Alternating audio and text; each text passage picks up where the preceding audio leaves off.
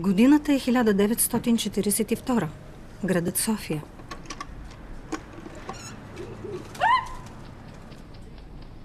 Жената, разбира се, знае кой е приготвил тази изненада, но не осъзнава, че е единственият свидетел на едно произведение на изкуството, което днес би било класифицирано като инсталация.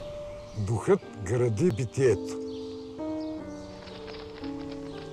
Нищо особено не съм правил, така съм възпитал, не исках да се държа не като поданик на съветска колония, а като гражданин на суверенна България. Всяка отделна негова скулптура беше знак, нов знак в изкуството ни. В деня преди откриването на изложбата, на Дяков му съобщават, че дух и материя трябва да се премести. С ново наименование – Война.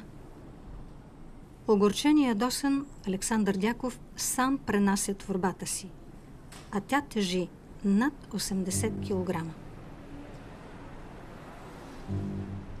Паметници на българи, убити от българи, и на българи, убиващи българи. Паметници на братоубийството.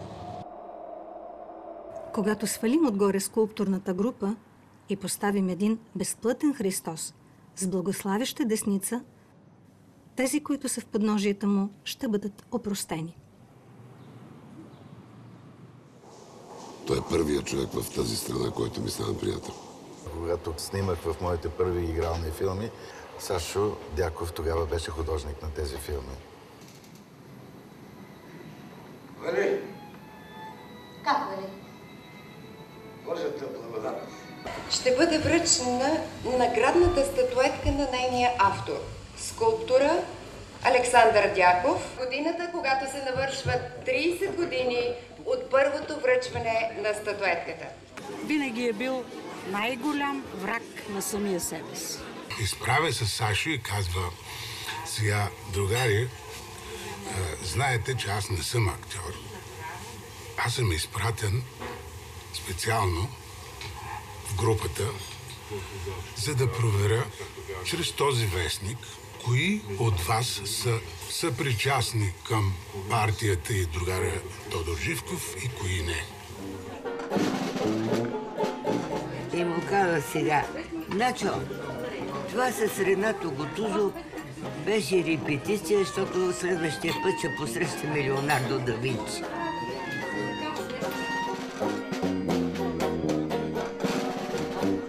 Тогава направих този лъв, представих го, не го приеха.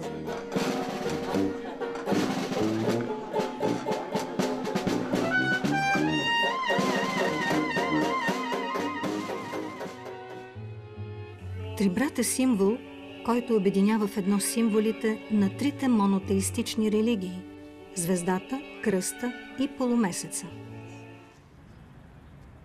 Разстоянията, от които се възприемаше, бяха големи.